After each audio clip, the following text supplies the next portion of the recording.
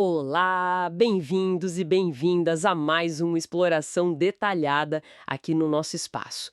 Hoje, olha, atendendo a pedidos, a gente vai investigar um fenômeno que é, assim, quase invisível, mas, ó, pode dar uma bela dor de cabeça na eletrônica. A famosa corrente de fuga. A ideia é descomplicar mesmo, sabe? Vamos usar umas comparações e fiquem tranquilos, quando precisar, a gente joga umas imagens ou vídeos na tela para ajudar a visualizar. Bora entender por que essa corrente fujona é tão sorrateira? Isso, exatamente. É um conceito fundamental, viu? Principalmente quando a gente lida com medição muito precisa ou pensa na vida útil, na confiabilidade dos componentes de hoje em dia. Vamos lá. Vamos desvendar o que é isso, por que surge e, claro, por que é tão chatinha de diagnosticar. Boa. Então vamos começar pelo básico, né? O que exatamente é essa tal de corrente de fuga? Dá pra gente pensar, sei lá, tipo, um vazamento bem pequenininho numa tubulação de água? Seria isso? É uma ótima analogia, sim. Perfeita, na verdade. Tecnicamente falando, é isso. Uma corrente elétrica que acha um caminho por onde, assim, idealmente ela não deveria passar. Pensa na eletricidade escapando através de um isolante, que, vamos combinar, nunca é 100% perfeito, né? Ou fluindo num componente que tinha que estar totalmente desligado. São como se fossem uns atalhos elétricos, sabe? Não planejados. São as chamadas resistências parasitas, ou imperfeições mesmo. Por exemplo, num componente super comum, o transistor MOSFET. Nos manuais técnicos, você até encontra parâmetros para isso, como o IDSS. IDSS. É, que é uma fuga entre o dreno e a fonte, mesmo com o transistor teoricamente desligado. Ou tem a IGGS, que é uma fuga pelo gate, o terminal de controle. E olha, são correntes minúsculas mesmo. Coisa de nanoampere, NA. Nano. Isso é um bilionésimo de ampere, né? Quase nada. Exato. Ou até picoampere, PA, que é 1000 vezes menor ainda. É um nada que pode incomodar bastante. Caramba! E por que esses vazamentos microscópicos acontecem? É culpa do material que não é bom? É o ambiente? O que causa isso? Então, é uma combinação de coisas, sabe? Primeiro, como eu disse, nenhum isolante é perfeito. A qualidade do material influencia muito. Tem materiais ótimos para isso, tipo Teflon, polietileno. Eles seguram bem a fuga. Mas outros plásticos, resinas, podem deixar escapar mais corrente. Hum. E o ambiente. Nossa, o ambiente é crucial, principalmente a umidade. A umidade do ar? Sério? Sim, a água, seja absorvida pelo material ou às vezes condensada na superfície da placa, pode criar caminhos condutores que não deveriam existir. E sujeira também. Resíduos químicos, sabe? Aquela contaminação iônica que às vezes fica na placa depois da fabricação. E isso, junto com a umidade, piora muito a situação. Nossa! Então quer dizer que até uma sujeirinha invisível ou o ar um pouco mais úmido já podem criar um caminho para essa corrente. Que coisa sensível. É muito sensível. E tem mais, viu? Dentro dos próprios componentes, principalmente nos chips modernos, onde as camadas de isolante são finíssimas, aí entram outros fenômenos. Tem a tal da corrente de fuga induzida por estresse, a SILC. Silk? É, Stress Induced Leakage Current. Basicamente, a fuga aumenta com o tempo de uso, com o cansaço do material isolante. E em escalas muito, muito pequenas, nanométricas, a gente tem até efeito túnel quântico. Opa, peraí. Efeito túnel. Como assim? Quer dizer que o elétron, ele atravessa uma barreira que devia ser isolante? Tipo um fantasma? É quase isso. É um fenômeno da física quântica. Quando as barreiras isolantes são extremamente finas, como nos transistores de hoje, o elétron tem uma probabilidade de, simplesmente, atravessar a barreira. Puxa É vida! como se ele pegasse um atalho quântico pela parede isolante.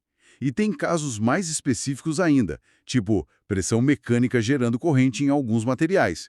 É o efeito piezoelétrico. Entendi, entendi. São muitas causas possíveis mesmo. Desde a qualidade do material, umidade, sujeira, até esses efeitos quânticos super avançados. Faz sentido.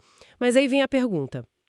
Se a corrente é tão pequena assim, nano, picoamperes, por que é tão complicado para o pessoal da manutenção, para os técnicos, acharem o problema? Um multímetro bom não dá conta? Ah, Aí que mora o desafio. Um multímetro comum, mesmo um de boa qualidade, geralmente não tem sensibilidade para pegar correntes tão baixas. Ele nem enxerga isso. Para detectar nanoamperes, ou pior, picoamperes, aí você precisa de instrumentos bem mais específicos, sabe? Picoamperímetros, eletrômetros. São equipamentos muito mais sensíveis e, bom, mais complexos e caros também. Instrumentos especiais. E não é só ter o instrumento certo, a medição em si é super delicada.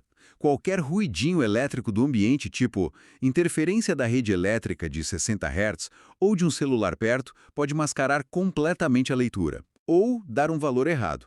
Até o próprio instrumento tem uma correntezinha interna que a gente chama de offset, que precisa ser zerada ou compensada na medida. Senão você mede o instrumento e não o circuito. Certo. Outro ponto é paciência. Às vezes, por causa de capacitâncios parasitas, que são capacitâncias que existem naturalmente no circuito, nos cabos de medição a corrente demora para estabilizar. Pode levar segundos, até minutos. Não é ligou, mediu. Que trabalheira! E lembra das causas: umidade, temperatura, estresse no componente. Isso significa que a fuga pode ser inconstante. Ela pode aparecer num dia e sumir no outro, dependendo das condições. Não é um defeito óbvio, que está lá o tempo todo. Entendi. Fica tipo um fantasma elétrico mesmo. Exato. Por isso, o diagnóstico exige muito cuidado. Muitas vezes precisa de blindagem, colocar o circuito numa caixa metálica para proteger de interferência e usar técnicas especiais como a de guarda. Que basicamente usar um condutor extra mantido no mesmo potencial do ponto que você está medindo, para interceptar e desviar correntes de fuga que vêm de fora dos cabos ou do próprio instrumento. É para garantir que você meça só a corrente que interessa mesmo. Bem complexo. Uau! Então, resumindo a ópera, corrente de fuga é esse fluxo elétrico penetra, né? Minúsculo, mas que pode causar um problemão.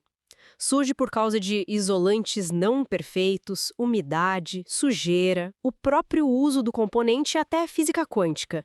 E a dificuldade de pegar ela no flagra. Vem justamente por ser tão pequena e super sensível a qualquer coisa. Ruído, temperatura, umidade. Exatamente. E fica aí uma reflexão, né? Controlar essas fugas minúsculas é cada vez mais crítico. Pensa num dispositivo médico implantado, um marca-passo, por exemplo. A bateria tem que durar anos. Mesmo uma fuga de nanoampere pode diminuir drasticamente a vida útil dessa bateria. Aí não é só um problema técnico, impacta a vida da pessoa, né? Nossa, verdade. É nesse nível que o controle dessas correntes invisíveis se torna essencial para garantir que a eletrônica que nos cerca seja confiável e precisa. Fascinante. E um pouco assustador pensar nessas correntes invisíveis agindo por aí. Esperamos que essa nossa análise tenha sido útil, tenha clareado as ideias.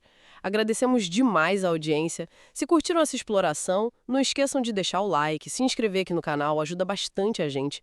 E claro, fiquem à vontade para deixar perguntas, comentários ou até sugestões de outros temas que vocês gostariam de ver a gente dissecando por aqui.